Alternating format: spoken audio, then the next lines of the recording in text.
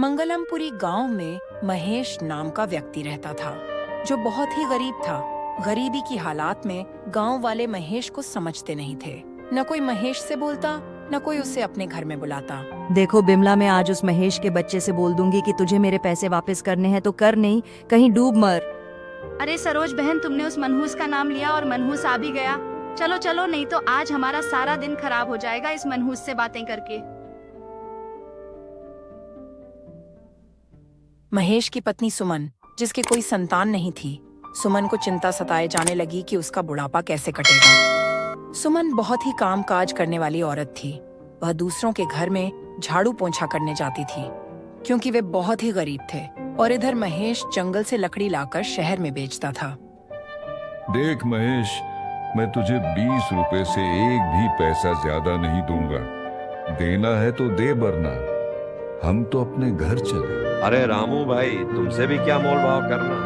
रामू भाई, आपके पहले के 500 रुपए और उधार है, अगर वो और मिल जाए तो अच्छा है।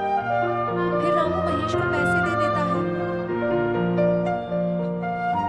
पैसों को देखकर महेश मन ही मन में मुस्कुराने लगता है और सुमन से बोलता है, अरे सुमन, आज तो मेरी अच्छी कमाई हुई है और जो पैसा उधार था वो भी मिल गया। तभी सुमन बोलती है, सुनो जी, मैं चाहती हूँ कि हम दोनों प्रयागराज घूमने चलें। शिवजी भी यही चाहते हैं। अगर हम महाकुंभ प्रयागराज में जाएंगे तो शिवजी हमारी सुन लेंगे कि हमारे सारे दुख दूर हो जाएं। ये सब सुमन और महेश सोच ही रहे थे कि वहाँ पर राजू आ ये जाता है और बोलता है, अरे महेश भाई, मेरे घर में आज कोई भी नहीं है, क्योंकि मेरे घर वाले सभी महाकुंभ नहाने जा रहे हैं और मैं भी जा रहा हूं। तुम मेरी एक मदद कर दो कि आप आज मेरे घर की देखभाल कर दें, क्योंकि मैं तुम पर बहुत भरोसा करता हूं। और महेश इस काम को मान जाता है और राजू अपने घर जाने लगता है।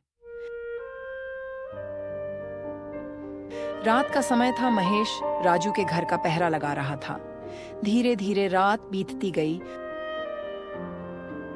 सुबह होते ही महेश अपने घर आ जाता है और इधर राजू भी अपने परिवार के साथ अपने घर आता है। लेकिन यह बात राजू की पत्नी शीला को अच्छी नहीं लगी कि महेश ने उसके घर की रक्षा की है और बोलती है, मैं महेश के बच्चे को छोड़ूंगी नहीं। उसकी ये मजाल कि वह मेरे घर की रखवाली करेगा। वैसे भी उसको देखकर सारा दिन खराब हो जाता है और उसने तो मेरा घर ही अपशगुन कर दिया। अगले दिन वह महेश पर चोरी का इल्जाम लगा देती है। अरे सुनो सुनो, उस महेश के बच्चे ने मेरे गहने हीरे मोती सब के सब चुरा ले गया। हाय, मैं तो बर्बाद हो गई। अरे क्या हुआ शीला, सुबह सुबह इतना क्यों शोर कर रही हो? शीला और राजू महेश के बारे में बुरा भला कहने लगते हैं और सारे गांव में यह खबर फैला देते हैं कि महेश ने उसका सोने चांदी चुराया है। फिर सारे गांव के लोग महेश पर भड़क जाते हैं। उसमें एक व्यक्ति बोला, अरे भाइयों, मेरी मानो तो उस महेश को गांव से बाहर निकाल दो, तभी उसकी अक्ल ठिकाने आएगी, नहीं तो अपनी हरकतों से बाज नहीं आएगा। सभी लोग चलो उसके घर। क्यों रे महेश के बच्चे, तू अब गांव में चोरी भी करने लग गया? पहले तेरी सूरत देखकर हमारा सारा दिन खराब हो जाता था, लेकिन अब तो सारी जिंदगी खराब हो जाएगी। अगर तू इस गांव में रहा तो हमारे बच्चे भी चोरी करना सीख जाएंगे। तेरी भलाई इसी में है कि तू इस गांव से बाहर निकल जाए। लेकिन हरीश भाई, मैंने ये चोरी नहीं की, मुझे फंसाया जा रहा है। लेकिन अगर आप लोग मुझे देखना भी पसंद नहीं करते तो मैं इस गांव को छोड़कर जा रहा हूँ। चलो सुमन, हमारी इस गांव में जरूरत नहीं है।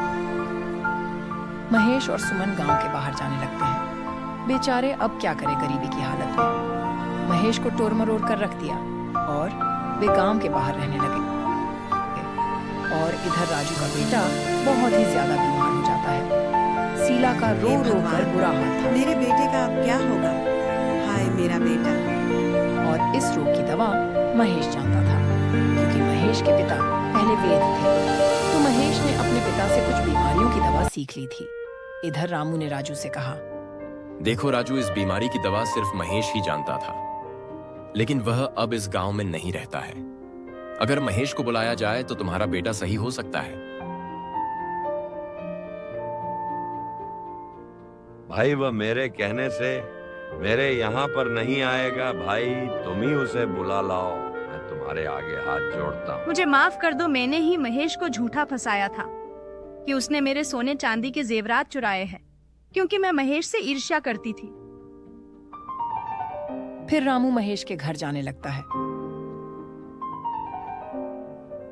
और बोलता है, अरे महेश, राजू का लड़का बहुत जोर से बीमार है, अब तुम ही उसे बचा सकते हो। लेकिन उसे हुआ क्या है? नहीं, तुम चलो चलो। महेश ने कुछ सीनू को जड़ी बूटी दी और कहा।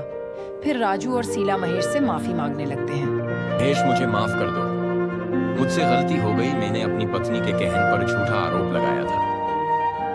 तभी महेश बोला, जो भी कुछ हुआ उसे भूल जाओ, ये तो सब महादेव की कृपा है। लेकिन आज हम महाकुंभ में जा रहे हैं, क्या कि आज महाशिवरात्रि है, तो तुम भी चलोगे हमारे साथ। फिर प्रयागराज आकर गंगा में नहाते हैं और सारे दुखों को वहीं छोड़ आते हैं।